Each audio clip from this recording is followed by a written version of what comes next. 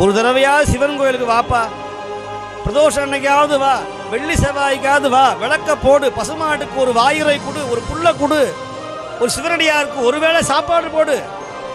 இந்த மாதிரி தானம் பண்ணாங்கன்னா ஒருபடி அரிசி கொடு, ஒரு பருப்பு கொடு, நெய்யை கொடு. அத்தனை பேருக்கும் சித்தரே வந்து சாப்பிட்ருப்பார். நான் மீண்டும் சொல்கிறேன், இன்னைக்கு போட்ட அன்னதானத்தில் சித்தரே வந்து சாப்பிட்ருக்கிறார்.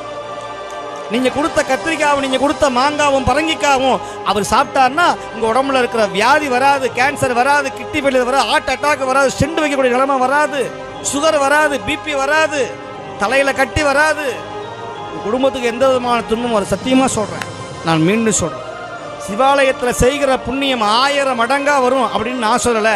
சிவ தர்மோத்திரம்ங்கிற ஒரு வேத நூல் சொல்லுகிறது. சிவன் கோயில் தொண்டு செய்கிறார். சிவன் கோயிலை ஏதாவது கொடுங்கள். ஒரு சிவனடியாருக்கு ஒருவேளை சாப்பாடு போடு, ஒரு சிவனடியாருக்கு மாதம் ஒரு நாள்.